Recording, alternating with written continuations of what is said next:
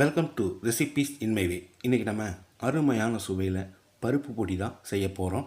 இந்த பருப்பு பொடியை சாதத்தில் போட்டு 1 டேபிள் ஸ்பூன் நெய்யோ நல்லெண்ணெய்யோ ஊற்றி சாப்பிடும்போது ரொம்பவே பிரமாதமாக இருக்கும்.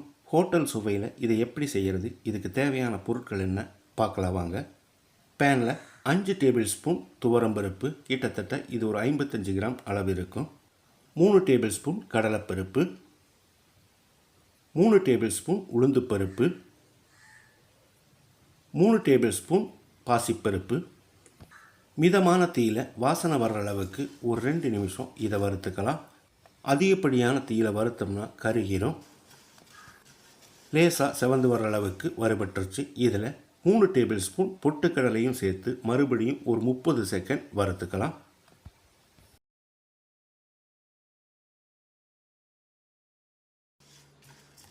வாசனை வர்ற அளவுக்கு நல்லா வறுபட்டுருச்சு.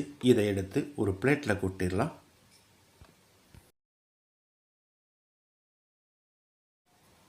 அதே பேனில் 1 டேபிள் ஸ்பூன் மிளகு, ஒரு 30 செகண்ட் இதை வறுத்துக்கலாம்.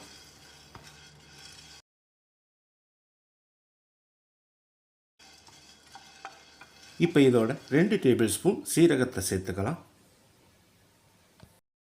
3 டேபிள் ஸ்பூன் வெள்ளை எள்ளையும் சேர்த்து வறுத்தரலாம்.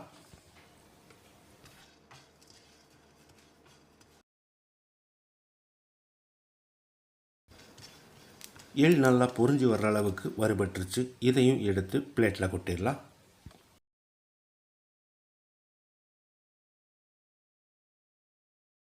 பேனில் 2 டீஸ்பூன் எண்ணெய் விட்டுக்கலாம்.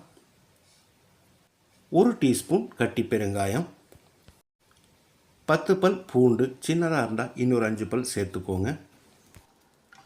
லேசாக செவந்து வர்ற அளவுக்கு பூண்டு வதங்கணும்.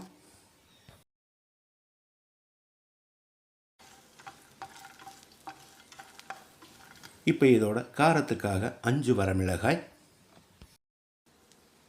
மிளகாய் கருகாத அளவுக்கு ஒரு 30 செகண்ட் வறுத்துக்கலாம்.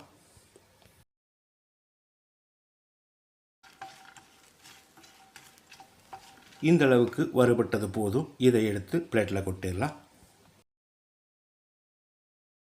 பேனில் 1 டேபிள் ஸ்பூன் கல்லுப்பு, 3 கொத்து கருவேப்பிலை நல்லா முறுமுறுப்பாக ஆகிற அளவுக்கு வறுத்துக்கலாம்.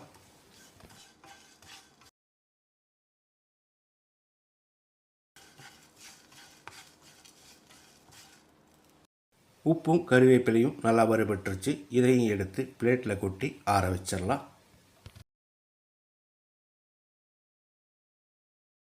எல்லாமே நல்லா ஆறிடுச்சு. இதை மிக்ஸி ஜாரில் போட்டு பவுடராக அரைச்சி எடுத்துக்கலாம். நம்ம அரைச்ச இந்த பவுடரை ஒரு பிளேட்டில் கொட்டி நல்லா ஆற விட்டுறணும். அதுக்கு பிறகு ஏர்டைட் கண்டெய்னரில் போட்டு வச்சுக்கலாம். ஹோட்டலில் சாப்பிட்ற மாதிரி அருமையான சுவையில் நான் செஞ்சுருக்கிற இந்த பருப்பு பொடியை இதே மாதிரி இதே அளவுகளோடு நீங்களும் செய்து பாருங்கள். இந்த வீடியோ பிடிச்சிருந்தால் லைக் பண்ணுங்கள், கமெண்ட் பண்ணுங்கள், ஷேர் பண்ணுங்கள். சப்ஸ்கிரைப் பண்ணாதவங்க சப்ஸ்கிரைப் பண்ணுங்கள். மறக்காமல் பெல் பட்டனை கிளிக் பண்ணுங்கள்.